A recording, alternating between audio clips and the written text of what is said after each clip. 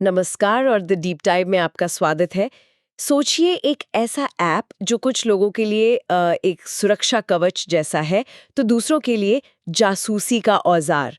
और इसका नाम है संचार साथी। और ये सिर्फ एक ऐप नहीं है, ये तो मतलब एक पूरा राजनीतिक अखाड़ा बन चुका है। भारत सरकार के दूरसंचार विभाग यानी डीओटी ने इसे बनाया तो था साइबर फ्रॉड को रोकने के लिए। लेकिन जैसे ही इसे हर नए फोन में मतलब अनिवार्य करने की बात आई, तो निष्ठा और निगरानी पर एक राष्ट्रीय बहस ही छिड़ गई।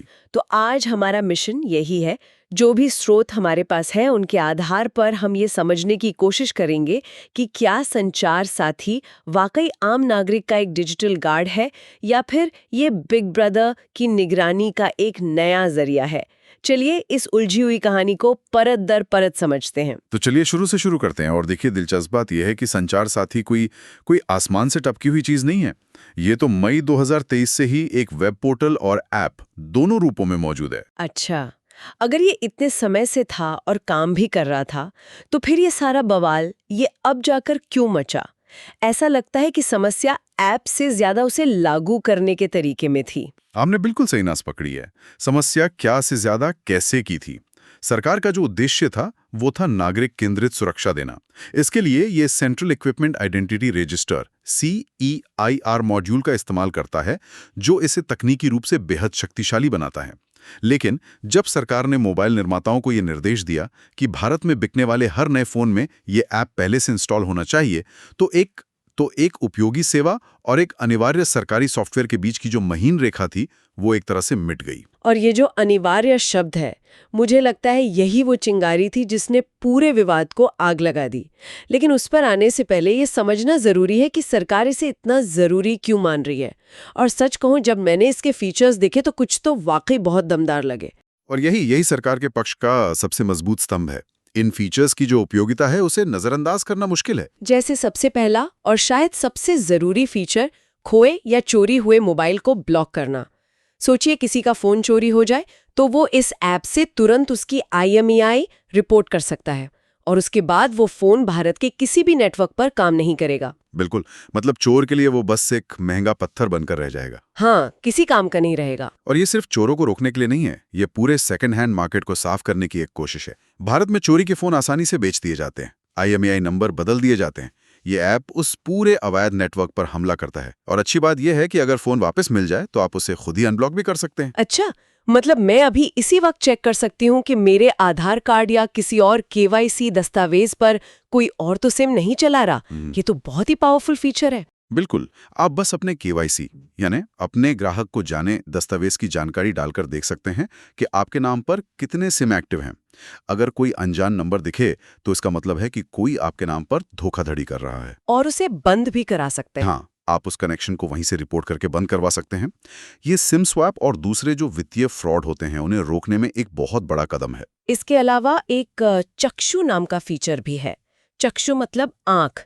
इसके जरिए कोई भी नागरिक संदिग्ध फ्रॉड कॉल, स्पैम मैसेज या कोई खतरनाक लिंक की शिकायत सीधे कर सकता है। सही कहा।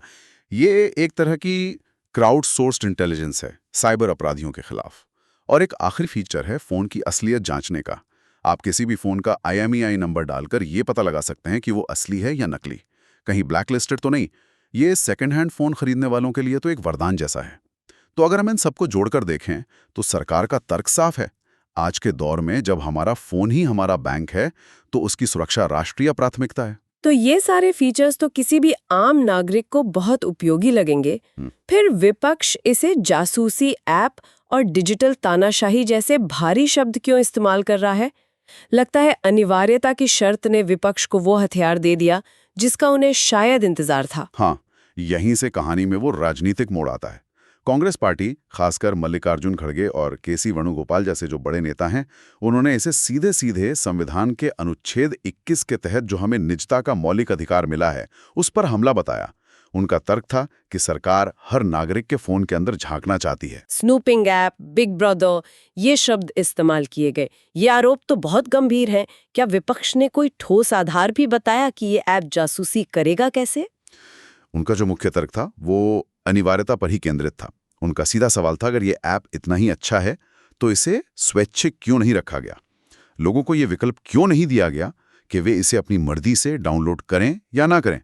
किसी चीज को जबरदस्ती देना वही सरकार की नीयत पर शक पैदा करता है। और यहाँ विपक्ष ने एक पुराना जिन भी बोतल से बाहर निकाल दिया, पेगासस। हाँ, उन्होंने पेगासस जासूसी कांड का हवाला देते हुए कहा कि सरकार का नागरिकों की निगरानी करने का एक इतिहास रहा है और ये ऐप उसी दिशा में एक और कदम हो सकता है। देखिए, पेगासस कांड ने एक शक का बीज बो दिया था कि क्या सरकारी एजेंसियां अपनी शक्तियों का दुरुपयोग कर सकती हैं। विपक्ष के लिए ये ऐप उस शक को खाद पानी देने जैसा हो गया। उनका कहना था कि सरकार सुरक्षा की आड़ में निगरानी का एक स्थायी ढांचा तैयार कर रही है। तो जाहिर है इतने गंभीर आरोपों के बाद सरकार को भी मैदान में उतरना पड़ा और उनका जवाब भी, जहां तक मैंने पढ़ा, काफी सधावा और रणनीतिक था। बिल्कुल। सत्ताधारी बीजेपी ने इन आरोपों को गलत सूचना और राजनीति से प्रेरित बताया। उनके प्रवक्ता संबित पात्रा ने साफ तौर पर कहा कि ऐप का मकसद सिर्फ धोखाधड़ी रोकना है, जासूसी करना नहीं। लेकिन उन्होंने इस बात का क्या जवाब दिया कि ऐप फोन के अंदर क्या-क्या देख सकता है, क्योंकि असली डर तो लोगों के मन में यही था। और सरकार ने इसी डर को सीधे संबोधित किया। उन्होंने एक बहुत महत्वपूर्ण स्पष्टीकरण दिया। उन्होंने कहा, ये ऐप आपके संदेश नहीं पढ़ सकता, आपकी कॉल नहीं सुन सकता और आपके व्यक्तिगत डेटा तक नहीं पहुंच सकता।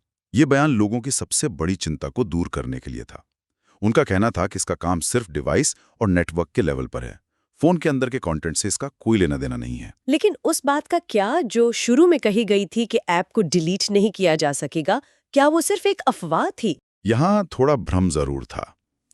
दूरसंचार विभाग के जो शुरुआती निर्देश थे, उसमें निर्माताओं से कहा गया था कि वे इसकी कार्यक्षमता को प्रतिबंधित ना करें, जिसका मतलब कुछ लोगों ने ये निकाला कि इसे अनइंस्टॉल नहीं किया जा सकता। लेकिन जब विवाद बढ़ा तो सरकार ने साफ किया कि यूजर्स इस ऐप को डिलीट करने के लिए पूरी तरह से स्वतंत्र हैं अगर वे इस्तेमाल नहीं करना चाहते। तो सरकार का पक्ष है कि ये एक जरूरी सुरक्षा कवच है जिसे विपक्ष बेवजह बदनाम कर रहा है।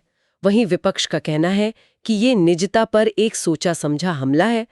दोनों ही पक्ष अपनी अपनी जगह बेहद मजबूत तर्क दे रहे हैं। और अगर हम इस राजनीतिक तू-तू मैं-मैं से थोड़ा ऊपर उठ के देखें तो ये सिर्फ एक ऐप का विवाद नहीं है। ये असल में सुरक्षा और निजता के बीच की उस सदियों पुरानी बहस का एक नया डिजिटल संस्करण है। मतलब ये वही सवाल है कि क्या हम अपने घर के बाहर एक सरकारी कैमरा लगवाने को तैयार हैं अगर वो चोरी रोकने की गारंटी दे? कैमरा सुरक्षा तो देगा, लेकिन हमारी हर गतिविधि पर नजर भी रखेगा। एकदम सटीक उदाहरण है इस मामले में भी। इसमें कोई शक नहीं कि खोए हुए फोन को एक क्लिक से ब्लॉक कर देना या फर्जी सिम का पता लगा लेना, ये बहुत उपयोगी सुविधाएं हैं। लेकिन किसी सरकारी ऐप का फोन में पहले से मौजूद होना ये निजता को लेकर जायज सवाल खड़े करता है। एक लोकतांत्रिक देश में नागरिक स्वतंत्रता और निजता का अधिकार सर्वोपरि है। तो फिर इसका हल क्या है? क्या कोई बीच का रास्ता है जहां हमें सुरक्षा भी मिल जाए और हमारी निजता भी बची रहे? हमारे स्रोत 3 शर्तों की बात करते हैं जो इस संतुलन को बना सकते हैं। पहली है पारदर्शिता, ट्रांसपेरेंसी। और पारदर्शिता का मतलब सिर्फ एक लंबी चौड़ी प्राइवेसी पॉलिसी नहीं है। इसका मतलब है कि सरकार आसान भाषा में बताए कि ऐप कौन सा डेटा लेता है, उसे कहाँ रखता है, उसका इस्तेमाल कौन और कैसे कर सकता है और उसे कितने समय तक रखा जाता है। जब तक ये सब कुछ शीशे की तरह साफ नहीं होगा, तब तक विश्वास बनाना मुश्किल है। और दूसरी शर्त जो विपक्ष भी उठा रहा था, स्वैच्छिकता, मतलब वॉलंटरी यूज। डिजिटल अधिकार कार्यकर्ताओं का मानना है कि अगर आपका प्रोडक्ट वाकई अच्छा है तो आपको उसे किसी पर थोपने की जरूरत नहीं है, लोग खुद उसे अपनाएंगे। ये तर्क बहुत मजबूत है। इसे अनिवार्य बनाने से सरकार एक सुरक्षा प्रदाता से एक कंट्रोलर की भूमिका में आ जाती है, जो किसी भी लोकतंत्र के लिए खतरनाक बदलाव है। विकल्प हमेशा नागरिक के हाथ में होना चाहिए। और तीसरी और शायद सबसे अहम शर्त है कानूनी गारंटी, लीगल गारंटी। सिर्फ प्रेस कॉन्फ्रेंस में दिए गए बयानों से काम नहीं चलेगा। एक मजबूत डेटा प्रोटेक्शन कानून होना चाहिए जो ये सुनिश्चित करे कि इस ऐप या इसके जरिए इकट्ठा किए गए डेटा का इस्तेमाल किसी भी हालत में राजनीतिक या व्यक्तिगत निगरानी के लिए नहीं किया जाएगा। और अगर ऐसा होता है तो उसके लिए सख्त सजा का प्रावधान हो। जब तक ये तीनों शर्तें, पारदर्शिता, स्वैच्छिकता और कानूनी गारंटी पूरी नहीं होती, तब तक संचार साथी जैसे ऐप्स पर शक के बादल मंडराते रहेंगे। तो कुल मिलाकर संचार साथी एक दोधारी तलवार की तरह है। एक तरफ ये डिजिटल चोरों और धोखेबाजों से बचाने का वादा करता है, तो दूसरी तरफ ये सरकारी निगरानी की उन आशंकाओं को हवा देता है जिनसे आज पूरी दुनिया जूझ रही है। और ये हमें एक बहुत ही महत्वपूर्ण सवाल पे लाके छोड़ देता है, जिस पर हम सबको सोचना चाहिए।